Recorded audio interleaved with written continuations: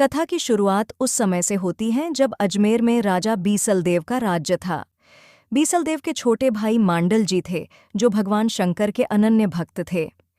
एक बार राजा बीसल देव मांडल जी को सेना के लिए घोड़े खरीदने मेवाड़ भेजते हैं। गर्मी के दिन थे। अजमेर से रवाना हुए मांडल जी अभी आधे रास्ते ही पहुंचे थे कि प्यास से गला सूखने लगा।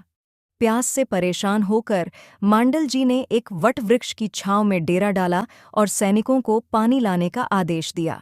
काफी समय पश्चात सैनिक निराश होकर लौटे और बताया कि यहाँ कोसों दूर तक पानी को कोई स्रोत नहीं है। उस समय भगवान शंकर ने पनिहारी का रूप धारण किया और मांडल जी की प्यास बुझाई। इससे मांडल जी बहुत खुश हुए और उसी स्थान पर लोगों की भलाई के लिए तालाब निर्माण का कार्य शुरू किया। घोड़े खरीदने के लिए लाई मोहरें जब खत्म हो गईं तो बीसल देव जी से घोड़े खरीदने के नाम पर और मोहरें मंगवाईं। काफी समय बीतने पर भी जब मांडल जी घोड़े लेकर अजमेर नहीं पहुंचे तो बीसल देव अपने सैनिकों के साथ मेवाड़ के लिए रवाना हुए। इसकी खबर जब मांडल जी की लगी तो उन्होंने घोड़े सहित उसी तालाब में जल समाधि ले ली। बीसल देव को यह जानकर बहुत दुख होता है और मांडल जी की याद में उसी तालाब के बीच में एक विशाल छतरी और मीनार का निर्माण करवाते हैं और वहीं पर मांडल जी के नाम पर मांडल गांव की नींव रखी जाती है। एक बार हरिराम जी शिकार खेलते हुए उस गांव के नज़दीक पहुंचे और सूर्यास्त होने के कारण रात्रि विश्राम वहीं करने का निश्चय किया और रात बिताने के लिए गांव के बाहर की तरफ बनी झोपड़ी में पहुंचे और वहां मौजूद बुढ़िया से उनकी झोपड़ी में रात बिताने की अनुमति मांगी। बुढ़िया ने खुशी खुशी हरिराम जी को रात बिताने की अनुमति दे दी। रात को हरिराम जी ने देखा कि बुढ़िया अपने बेटे को बड़े प्यार से खाना खिला रही थी और साथ ही रो रही थी। हरिराम जी ने बुढ़िया से उसके रोने का कारण पूछा। तब बुढ़िया ने हरिराम जी को आदमखोर शेर के बारे में बताया और कहा कि आज उनकी बारी है। एक बेटा पहले ही शेर का भोजन बन चुका है और आज रात दूसरे बेटे की बारी है। यह सुनकर हरिराम जी बुढ़िया को कहते हैं कि माँ, आपने मुझे आसरा दिया है, इसलिए मैं आपका कर्जदार हूँ। मैं आज तेरे बेटे की जगह शेर का भोजन बनने के लिए चला जाता हूँ। कहकर हरिराम जी जंगल में शेर की गुफा की ओर जाते हैं और गुफा से कुछ दूरी पर आटे का एक इंसाननुमा पुतला बनाकर खड़ा कर देते हैं और खुद पास की झाड़ी में छुप जाते हैं। जब शेर आटे के पुतले को अपना शिकार समझकर हमला करता है तो हरिराम जी झाड़ी से बाहर आकर तलवार के एक ही वार से शेर की गर्दन अलग कर देते हैं। इसके बाद हरिराम जी शेर का कटा हुआ सिर हाथ में लेकर अपनी खून से सनी तलवार को धोने के लिए पुष्कर घाट की ओर जाते हैं। उसी रास्ते में लीला सेवडी नामक एक औरत रहती थी, जो सुबह सुबह सबसे पहले उठकर पुष्कर घाट पर नहा धोकर वराह भगवान की पूजा करने के लिए जाती थी। उसने यह प्रण ले रखा था कि वराह भगवान की पूजा करने के बाद ही किसी इंसान का मुंह देखेगी। इधर पुष्कर घाट पहुंचकर हरिराम जी तलवार को धोने के लिए सीढ़ियों से नीचे उतरते हैं। उधर लीला सेवड़ी, जो वराह भगवान की पूजा कर रही होती है, आहट सुनकर पीछे मुड़कर देखती है।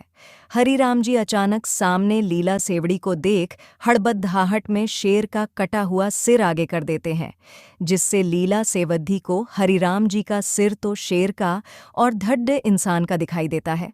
वह हरिराम जी से कहती है कि यह तुमने सही नहीं किया। अब मेरे जो संतान होगी वह ऐसी ही होगी, जिसका सिर तो शेर का होगा और शरीर आदमी का। अब लीला सेवधी कहती है कि आपको मेरे साथ विवाह करना होगा। हरिराम जी सोचते हैं कि ऐसी सती औरत कहाँ मिलेगी और विवाह के लिए तैयार हो जाते हैं। और विवाह के कुछ समय पश्चात हरिराम जी और लीला सेवधी के यहाँ एक संतान पैदा होती है, जिसका सिर तो शेर का और बाकी शरीर मनुष्य का होता है। पैदा होते ही हरिराम जी उस बच्चे को लेकर एक बाग में बरगद के पेड़ की कोचर में छिपाकर चले आते हैं। दूसरे दिन बाग का माली आता है और देखता है कि बाग तो एकदम हरा भरा हो गया है। यह क्या चमत्कार है। और वह पूरे बाग में घूम फिर कर देखता है तो उसे बरगद की खोल में एक नवजात शिशु के रोने की आवाज़ सुनाई देती है और बाग का माली दौड़कर बरगद के पेड़ की खोल में से बच्चे को निकलता है। वह बच्चे को लेकर राजा के पास जाता है। बच्चे को देखकर हरिराम जी राजा बीसल देव को सारी बात बता देते हैं। तब उस बच्चे के लालन पालन का जिम्मा राजा बीसल देव स्वयं लेने के लिए तैयार हो जाते हैं और उस बच्चे का नाम बाघ सिंह बाघराव रख देते हैं। बाघ सिंह की देखरेख के लिए उस बाग में एक ब्राह्मण को नियुक्त कर देते हैं। बाघ सिंह उसी बाग में खेलते कूदते बड़े होते हैं। राजस्थान में यह प्रथा है कि सावन के महीने में 30 के दिन कुंवारी कन्याएं झूला झूलने के लिए बाग में जाती है।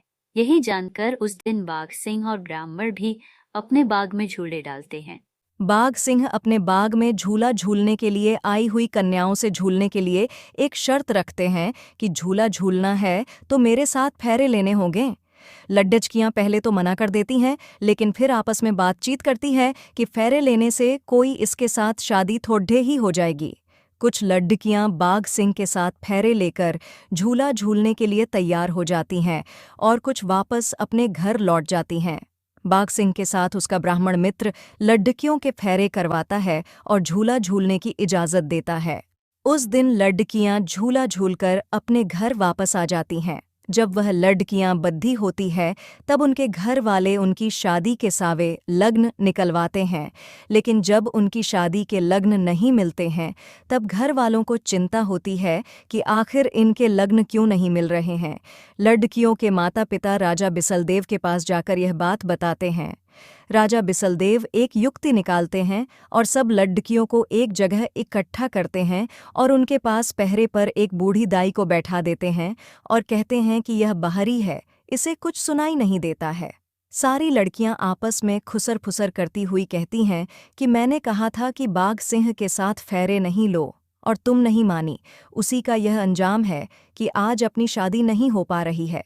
यह बात बूढ़ी औरत सुन लेती है और दूसरे दिन राजा बिसलदेव को सारी बात बताती है। फिर राजा बिसलदेव बाघ सिंह को बुलाते हैं और उन्हें फटकार लगाते हैं। तब बाघ सिंह कहते हैं कि मेरे पास एक उपाय है, मैं एक बात आलिंगन भरूंगा, जो लड़कियां मेरी बाँट में आ जाएगी उनसे तो मैं शादी कर लूंगा और बाकी लड़कियों के सावे निकल जाएंगे। बाघ सिंह जब बाँट भरते हैं उनकी बाहों में 13 लड़कियां समा जाती हैं, जिससे बाघ सिंह शादी करने को तैयार हो जाते हैं। 12 लड़कियों से स्वयं शादी कर लेते हैं और एक लड़की अपने ब्राह्मण मित्र को जो फेरे करवाता है उसको दे देते हैं। उन्हीं 12 औरतों से बाघ जी की 24 पुत्र होते हैं। वही 24 भाई बगड़ावत कहलाते हैं।